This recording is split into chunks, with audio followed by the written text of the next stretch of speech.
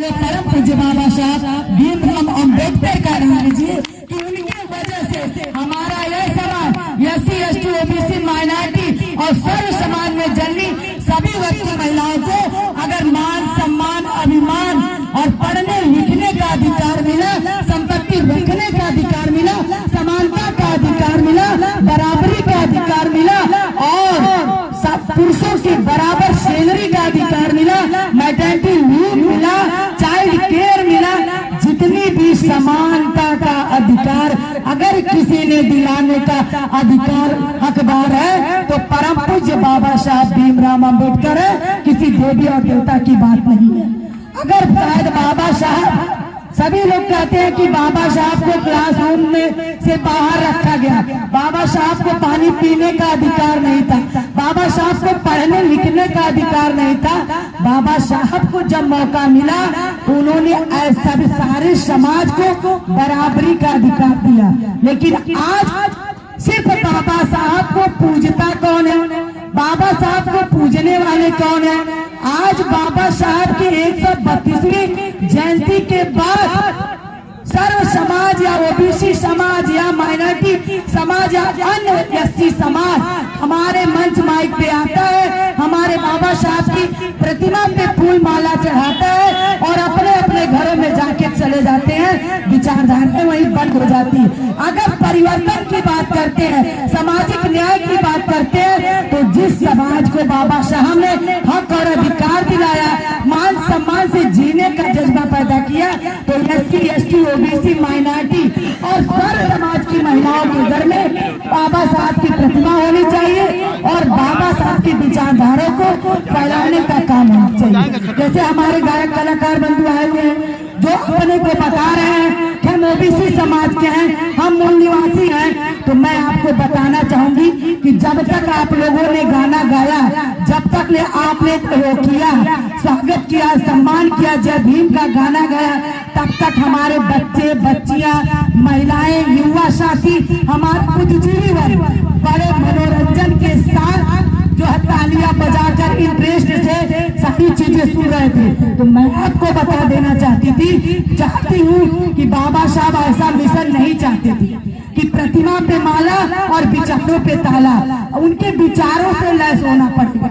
वक्त अगर आते हैं अपनी बातों को कहते हैं, जो जहां से जहां तक जानता है अपनी बातों को कहता है और विचारधाराओं का फैलाव करता है। हमारे इन नन्हे मुन्ने बच्चों को, हमारे युवा साथियों को अपना इतिहास जानने की जरूरत है, क्योंकि बाबा साहब ने कहा जो कौम अपना इतिहास नहीं जानेगा वो नया इतिहास नहीं बना पाएगा। और बाबा साहब ने पहल किया, या मेरा समाज हुक्मरान बने, राजा बने, लेकिन आज हमारा समाज सिर्फ बाबा साहब की जयंतियों को मनोरंजन का साधन बना लिया है। हमारा यह समाज सिर्फ फूल चढ़ाता है, माला चढ़ाता है, ताली बजाता है, गीत गाने पर नाचता है, उसके बाद अपने अपने घरों में जाके सो जाता है। ऐसा बाबा साहब नहीं चाहते थे। बाबा साहब चाहते थे, हे मेरे समाज के लोग, पढ़ो।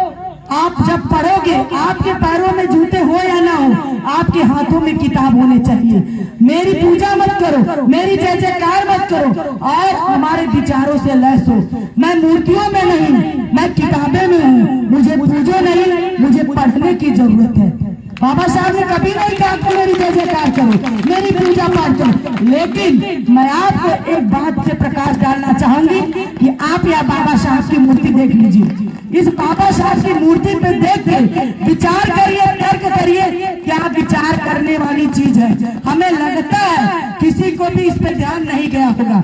आपने देखा होगा कि बाबा साहब भीमराव अम्बेडकर ने अपने हाथ में एक किताब रखा है, वह किताब है भारत का संविधान। और उसके बाद अगर बाबा साहब की पुरानी मूर्तियां आपने देखी होगी तो वह पुरानी मूर्तियां थी कि उस पे जो है हाथ का इशारा सीधे था, और सीधे करने का क्या मतलब था, बहुत सारे लोगों ने इसको बदल दिया कि बाबा साहब ने उंगली का इशारा किया है चमरौटी की तरफ, या जो कचहरी कलेक्ट्रेट भी किया है। तो मैं आपको बता दूं कि बाबा साहब ने कहा कि हे मेरे समाज के लोग, मैंने संविधान में वो सारे अधिकार आपको दे दिए हैं, अब आप उस पढ़ो जानो और संसद पे कब्जा करो, अपना राजा बनाओ, अपना विधायक और सांसद बनाओ जो हमारी बात को सदन में रखेगा। लेकिन आप देख लीजिए ब्राह्मणीकरण हो गया बाबा साहब का, बाबा साहब के हाथ की उंगली का इशारा नीचे कर दिया गया।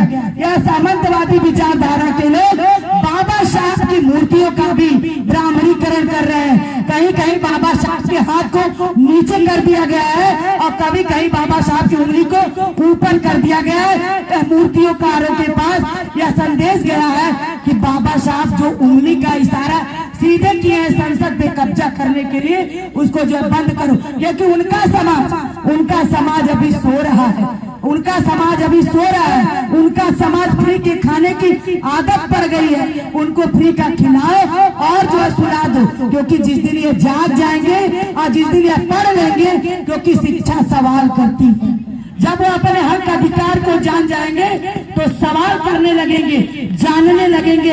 इसलिए इतिहास को मिटाने के लिए हमारे बाबा साहब को भी भगवान बनाने की प्रवृत्ति चल रही है। जैसे संत शिरोमणि रविदास जी को भी भगवान बना के लोग पूज रहे हैं, उसी तरह हमारे बाबा साहब की भी मूर्तियों में परिवर्तन किया जा रहा है कि या तो ऊपर करने का मतलब ईश्वर एक है, हम सभी एक भगवान के जन है, सभी न कोई जात न पात न ऊंच न नीच। तो अब आप समझो कि एक बाबा साहब की प्रतिमा से, एक बाबा साहब की मूर्ति से हमारे उस समाज को, वह सामंतवादी विचारधारा के लोग, सामंतवादी विचारधारा के लोग हर समाज में है। मैं किसी एक समाज में इंडिकेशन नहीं करती हूँ, चाहे वह एससी हो या ओबीसी हो या एसटी हो या माइनॉरिटी हो या सर्व समाज में जन्मी सभी महिलाएं, जिनके अंदर सामंतवाद भरा है, जिनके अंदर चापलूसी चंड चालाकी भरा हुआ है, जो अपने समाज का नुकसान पहुंचाता है, वह है सामंतवादी।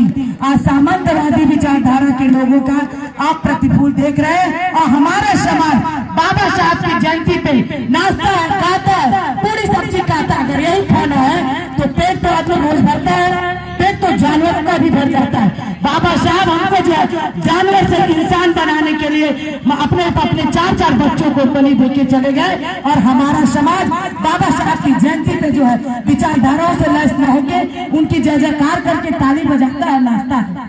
अरे भाई ये सब बंद कर